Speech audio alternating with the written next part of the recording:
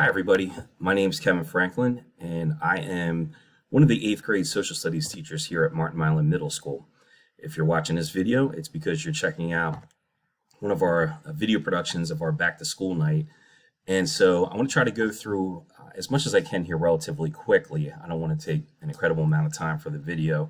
I've also been trying to juggle around to see if there's a way to get screen video of myself along with the actual content that I want to show you, and I'm not having much luck here. So I'm going to just go with a screenshot here, which will allow me to take you through the course overview that your child received the first or second day of school. So let me jump over here real quickly to Schoology and see if this is showing up. I probably have to move this screenshot around a little bit. You'll see that there's a course with social studies name in it, a bald eagle with the American flag there. When you click on that, it'll take you into our social studies class, and what you would see on Schoology for your child are basically 3 folders here. The purple folder at the top has 8th grade class materials. That would include this course overview. So if you were to click that link, you would be able to find that in there down towards the bottom, PDF copies and Google Doc copies. So feel free to help yourself to that. Lesson plans, excuse me, for the entire year are here in this folder. The yellow folder will get bigger as we go through. You'll see that we have week 1, week 2, and week 3. I'm going to switch the order there. So it'll begin to climb up as we get further into the school year. This is our current week that we're at right now. You'll be watching this a few weeks out, but that's where we are when I was recording this. And then if you go to the red folders, this takes you to unit plans for the year. Now, right now, the only one that'll show for the students is this red one, Unit 1, the War for American Independence. And if you go into that, the lessons, there's information for review, Quizlets, and then the unit lessons by number. So you got lesson 1, lesson 2, lesson 3, 4, 5, and all the way down till we get to the bottom of things with lesson 8. And then you'll see there's keys that'll be shared with them as we go further into the units throughout the year. Now, as they continue to work on this, what you'll find is that they'll have plenty of opportunity to prep things in class, and then there's study aids that they'll be able to utilize as they get to the end of the unit, like Quizlet Live, and I'll probably put some other items in there. I know we were using a few other ones that I was manufacturing as the year went on last year, so those will probably be included as well. Just a real brief overview of the class. What they're going to be encountering this year in 8th grade is U.S. History 1, American History 1, which runs roughly from 1776 to 1914. This is our proverbial survey course that takes us through the introduction of the initial foundations of the United States of America. So we'll start with the Revolutionary War with our first unit, the War for American Independence. We've also done about 4 class periods of review going back to 7th grade with the resistance to revolution or resistance to rebellion, which is where they would have ended up in 7th grade, just to make sure the connections are there from last year to this year.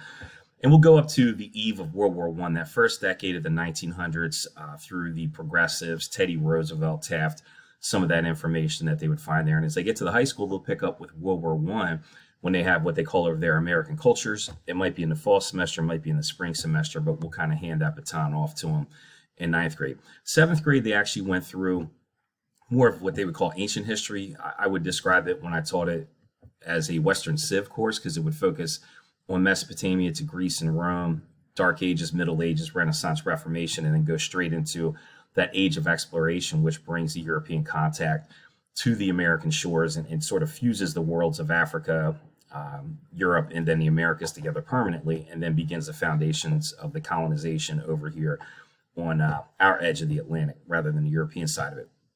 So if you look at the course overview, it'll take a quick snapshot of the major units of study. We break down the political, cultural, military development of the U.S. through these eras, get into the economics of it as well, and just look at the foundations of how our country came to be, get into concepts of citizenship, rights, responsibilities. We'll look extensively at documents like the Declaration, the Constitution, et cetera, as we go through. So with 8th grade introductory class, you can only go so deep, but hopefully by the time they wrap up, they will have had a solid introduction to the nation's history, some of the foundations of citizenship, what it means to be a participating citizen in America, and to really think about things critically through the lens of history. I try to frame it in a viewpoint that history is the recorded events of what people have witnessed. And so we get multiple perspectives there, and you could take any particular event throughout any time in history, and we would have two different or multiple perspectives on what that might look like. And I kind of introduced it to him, like, how different would it be to teach his first unit, the War for American Independence, over in London to a group of British students? Their take on the topic would be very different than what ours is as Americans. This is kind of one of our highlights. It's a point of pride. It's one of our areas of the establishment of everything that we are today. Whereas for them, it would just be a small piece of the larger British Empire and maybe not looked at quite so favorably as it is in the United States. So we'll look at those differing perspectives, like one end of the continuum versus the other, and try to just get them to think through it at deeper levels than what they were really capable of doing when they were younger. You'll see requirements in there. There's further links to like homework grades and knowledge and classwork checks. Most of what we do is going to be completed in the classroom. There'll be multiple assessments per week where they'll finish an item and just submit that to me for review. And then we'll get to the quizzes and tests as the year progresses. Basic grading information is on the back of this, and then classroom procedural information there. There's also information for contact for me. Most of this is more procedural for the students, but if you have any questions about grading, late assignments, makeup work, etc., please let me know.